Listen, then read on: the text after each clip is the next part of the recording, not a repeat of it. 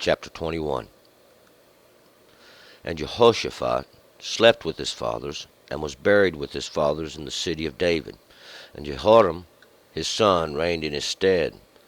And he had brethren, the sons of Jehoshaphat, Azariah, Jehiel, Zechariah, Atzerahu, and Michael, and Shephatiah, and all these were the sons of Jehoshaphat king of Israel. And their father gave them great gifts of silver, and of gold, and of precious stones, with fortified cities in Judah. But the kingdom gave he to Jehoram, because he was the firstborn. Now when Jehoram was risen up over the kingdom of his father, and had strengthened himself, he slew all his brethren with the sword, and divers also of princes of Israel. And Jehoram was 32 years old when he began to reign, and he reigned 8 years in Jerusalem. And he walked in the way of the kings of Israel, as did the house of Ahab, for he had the daughter of Ahab the wife, and he did that which was evil in the sight of the Lord. However, the Lord would not destroy the house of David, because of the covenant that he had made with David, and as he promised to give a lamp to him and to his children always.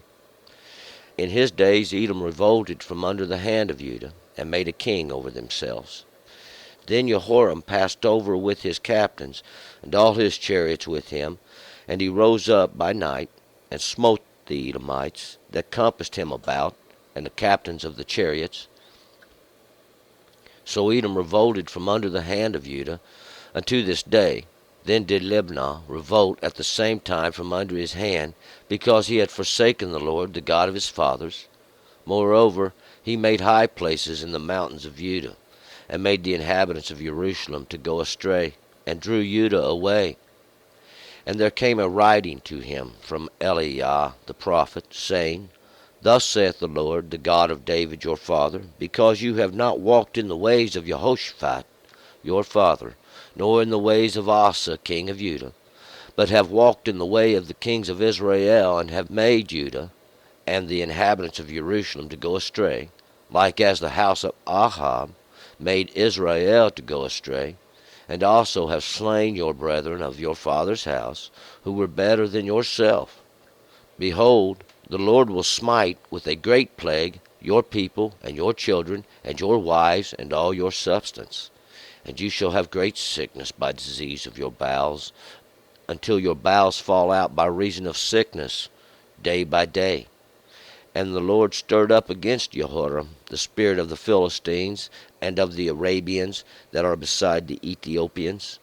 And they came up against Judah, and broke into it, and carried away all the substance that was found in the king's house, and his sons also, and his wives, so that there was never a son left him, save Jehoahaz, the youngest of his sons. And after all this the Lord smote him in his bowels with an incurable disease. And it came to pass that in process of time, at the end of 2 years, his bowels fell out by reason of his sickness, and he died of a sore diseases. And his people made no burning for him, like the burning of his fathers. 32 years old was he when he began to reign, and he reigned in Jerusalem 8 years, and he departed joyless. And they buried him in the city of David, but not in the sepulchres of the kings. All right, let's go back up to verse 1. And we remember the last chapter, that in time that Jehoshaphat would witness this great battle, him and all of his people, they would witness this great battle God did before them, and they witnessed it. Now God made all the nations fight against themselves till they destroyed it, till they destroyed each other, and then they came up along behind and picked up all the booty. But today we'll find out that Jehoshaphat, this one whom God has set rule over, this one whom God is actually established law in the land by, we'll find out in the end there, Eleazar, he was the son of Dodovahu of Mareshah. He would be the one who would prophesy against Jehoshaphat and make a breach in his works, because he joined himself with Akaziah to go up to Tarshish to get gold. And we're going to pick it up here. And with the death of Jehoshaphat in verse 1, and Jehoshaphat slept with his fathers and was buried with his fathers in the city of David. And Jehoram, his son, reigned in his stead. And Jehoshaphat would sleep with his fathers. He would pass on. And his period of time, his period of teachings, his period of understandings would be gone. And we're going to get another example. And his name's going to be Jehoram. And Jehoram is this one whom God has exalted.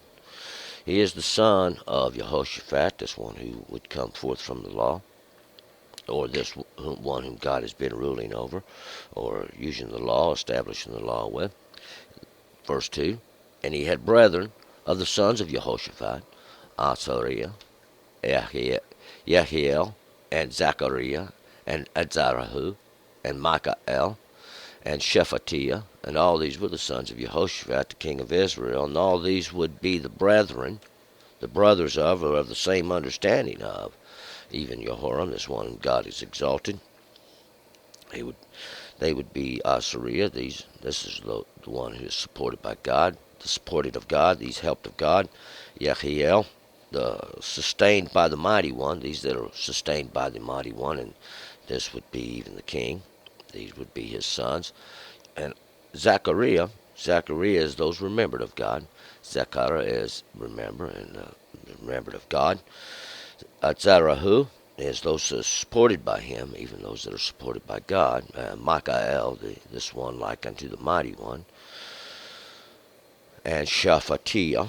Shephatiah is the rule of God, the judged of God, the law of God. It's like Jehoshaphat, Shephatiah, that's the of God. These ones who are judged of God or ruled over by God. All these were the sons, and these that come forth of this one, God, the law of God, or this rule that God has even said. He was the king of Israel. Well, these that contend with the mighty one, but Jehoshaphat was the king of Judah, and those are the ones of praisings. And their father gave them great gifts of silver and gold and precious things with fortified cities in Judah. But the kingdom gave he to Jehoram because he was the firstborn. And the father gave all of them, all these sons of his, these great gifts, silver and gold, these things. Silver is that which represents that which passes through the fire. It has to be purified, has to be purged. And of gold, these things that belong to God. And these precious things, all these precious things, with these fortified cities in Judah, these cities even that have been fortified, these places of guard, and this all represents these places established. They was established by the king for fortification because, well, remember at that time God was blessing them and giving them knowledge. But the kingdom gave he to Jehoram because he was the firstborn, and that would be his birthright because he was the firstborn, this one whom God has exalted. 4. Now when Jehoram was risen up over the kingdom of his father, and had strengthened himself, he slew all his brethren with the sword, and divers also of the princes of Israel. And when Jehoram was established in the kingdom, when he would rise up over the kingdom of his father, and that was all that was under his father's hand that God had put under the hand of Jehoshaphat. It even went into Israel itself, part of Israel. He would slay his brothers and all these of the same understanding of his mother, those that come forth even from his mother of understanding, with the sword, and that's with the word. That's with the word. These divers, and divers is just another word for various, different, other, and these others also of the princes of Israel, these rulers of Israel even. 5. Jehoram was 32 years old when he began to reign, and he reigned 8 years in Jerusalem. Jehoram was 32 years old when he began his reign, and 30. That's 3 tens is 30, and that's going to be to complete the law. See, because that's the end of it there. We'll find out is that when to go astray would be to be punished, and we'll find out that is for a dedicated thing. In 2 years, we can even witness these greater understandings because they're from old. See, when they turn from the law, they're going to get punished. And we find it from the beginning of his reign. He's going to reign for 8 years in Jerusalem, and we're going to find out there's going to be a new beginning. 8 is a new beginning.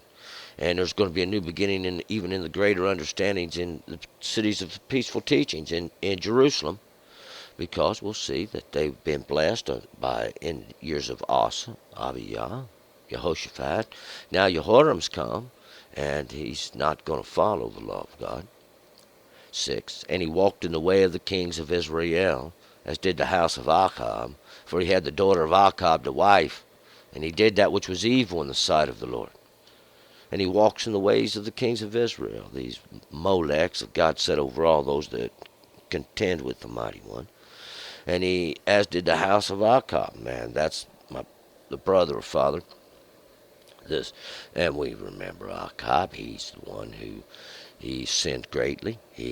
And we'll see that Jehoram, the one God exalted, takes Achab's daughter, this one that come forth from the understanding of Achab, to be his wife, as and he did that which was evil in the sight of the Lord, and because they was following the Baalim over there. They was following the Baalim, and Jezebel was the queen, and Achab the king, and everybody over there had their images, their Lord images set up, and they was all greatly went astray from God. 7. However, the Lord would not destroy the house of David, because of the covenant that he had made with David, and as he promised to give a lamp to him, to his children always, forever. And how God wouldn't destroy the house of David. He wasn't making an end of it. He was making an example of it, because of the covenant that he made with David, and that covenant was a simple covenant. He said, your children will rule over Israel as long as they follow the law. And if they will keep the law, and we'll find out, God is greatly making an example of just that. And he had promised to give David a lamp, and that would be the lamp. That is the lamp. That is the light. See, God judges. That means you're working with God. You're servant of God. When God judges you because you go astray, you're working with God there. God's judging you. He's trying to put you back on the straight path, on the good path, on the path of understanding. 8. In his days Edom revolted from under the hand of Judah, and made a king over themselves. In his days, during his understandings, see, these days, this period of time which he is appointed to be king, he is appointed for this, and we can even use, it's for a teaching. Edom revolted from under this hand of Judah, and this is from under the works, because obviously Edom would not fit under the hand, as for it is a similitude. It means under the works, and Edom is the red. Edom means red, and it's those that show the sin in the flesh, and God has been using them for a long time as an example. 9. Then Jehoram passed over with his captains, all his chariots with him, and he rose up by night and smote the Edomite that compassed him about, and the captains of the chariots. So Jehoram, he passes over, and that's probably the Jordan. He passes over there into the battle, or into the battle, with all his chariots with him, and that's all his war machines, these judgments even, these chariots, that's what the chariot represents, these. And he rose up by night, during the darkness he rose up, and smote the Edomites. That's those that show the blood in the flesh, that compassed him about, these captains and the chariots, these captains of the chariots. These are those ones who would rule over these chariots. They stand up there. They got the reins in their hand. They think they can control these great strengths. They ride. In that place they step up into. So Edom revolted from under the hand of Judah unto this day. Then did Libnah revolt at the same time from under his hand, because he had forsaken the Lord, the God of his fathers. And he had forsaken God, and that's what God's trying to show. God makes this great example. God is making a new beginning. He's going to show them the other side of the coin. When they go in sin and they go away from God, there's punishment. There's rule. There's those that God's going to cause the law over. Even the kings, he set law over them from the beginning, just like he did everybody else. and Edom revolted from under the hand. Jehoshaphat was unable to stop Edom from revolting, those that show the blood, and Judah, from under the hand of Judah. This works of those appraisings unto this day, even in understanding they couldn't stop them. Then did Libnah revolt at the same time. Libnah is that place made white. It's bleached. And they would revolt at that same period of time from under the hand or even from under the works of Judah, because they had forsaken God. 11. Moreover, he made high places in the mountains of Judah, and made the inhabitants of Jerusalem to go astray, and drew Judah away. And this would be even the greatest sin of all, is to make these high places, these places of worship in the mountains, in these high places. These places are exalted up in Judah, those place of praisings. And he made the inhabitants of Jerusalem to go astray. All the inhabitants of Jerusalem, that place of peaceful teachings, he made them to go astray. And he drew Judah away, all the nation of Judah, that nation of praisings, because the people are going to follow the king. They're going to follow that example even the king makes. And God showing that when you take up these positions, these exalted positions, these positions that God exalts, Yehoram, God is going to make an example. And that's what he's been saying from the beginning. God's going to make an example. And you have to follow the law of God. 12. And there came a writing to him from Eliah the prophet, saying, Thus saith the Lord, the God of David your father, because you have not walked in the ways of Jehoshaphat your father, nor in the ways of Asa king of Judah. Now Jehoram is going to get a writing. Writing is some words that was made to stay, that was wrote down so that they could stay, and somebody else could witness from the one that read them. And this one is going to be Eliah. Eliah is this mighty one of God. He is the prophet. He is the speaker, saying, Thus saith the Lord, the God of David your father.